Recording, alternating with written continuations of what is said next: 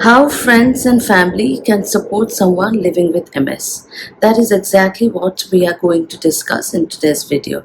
So I welcome all of you back to my channel Exploring MS. I am Nilima Pradhan and I am here to talk about living with multiple sclerosis. So this video is a little special because we are not talking about MS patients here. We are talking about the caregivers, we are talking about the friends and family of those people who are affected with MS and how they can support us. So in case you are an MS patient and you want to educate your friends and family of how they can support you, you can share this video with them. So the first thing that I believe, for the friends and family to support us is, to be there, just the presence. All someone needs to do at times is listen without judgment. So here, without judgment is extremely important, right? So because at times we might not just feel comfortable in talking and sharing each and everything if we get that feeling that I am being judged. So I think for first and foremost, the loved ones should be there with the patients without being judgmental. Sometimes just listening in itself helps, right? The other thing, all that they could do is, if they really care about you, they could just go ahead and do some kind of a research on MS, right? I'm not saying Google, because Google does not show the whole truth. And as I've said in my previous videos, MS is different for each individual. Not every MS patient lives through the same attacks, right? It is totally individual.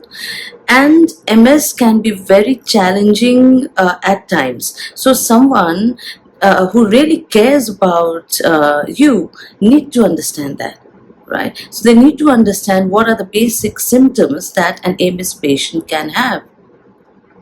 Also, what I feel is that I go through it a lot, so I'm taking the liberty of assuming that most of the people might be going through the same. Is about MS fatigue and brain fog. This is something that is very prevalent with patients living with MS, right? And as per me, the loved ones, someone who really cares about you, should understand that as an MS patient, their fatigue level is something different.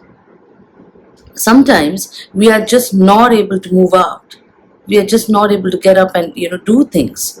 So at that point in time, they need to be able to accommodate. I might not be able to move out. At that point in time, they need to understand.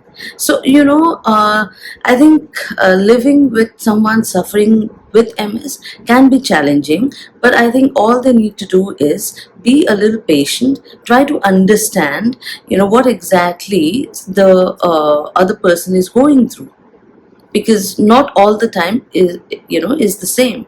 If today someone is feeling low, the next moment they can be at the extreme level of the energy, so it's not the same, right? So all they need to do is have little patience.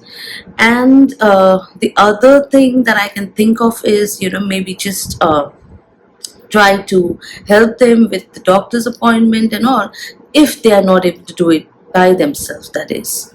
Like for me, I go for my MRI myself, I go for my doctor's visit myself, I do everything by my own because I am capable of doing it and I don't need any support, right? But yes, when I have to go for my chemotherapy, it's only because the hospital that I get this done from, they don't allow someone visiting them alone, and they will not give you that medication if you visit the hospital alone.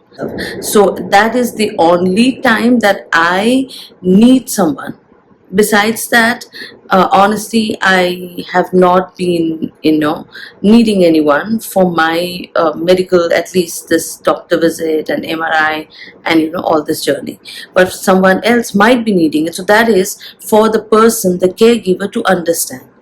They might not be able to visit the doctors and to go for the MRIs alone, so someone needs to accompany them. That is for the loved ones to understand and take care of the patients, right? So also celebrate their small wins with them.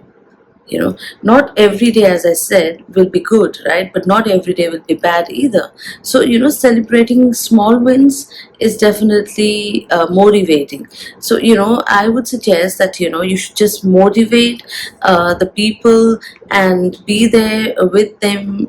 Don't stop like giving them support just because they have denied once that okay, they are not in a mood of going out.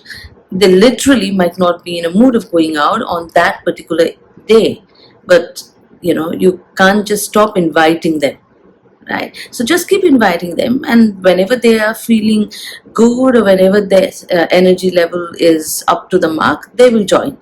That's there, right? So I think those are the few things that the loved ones should understand about people living with multiple sclerosis. I hope this video helps, and please do go ahead and share it with your loved ones if you think it might help them to understand you better.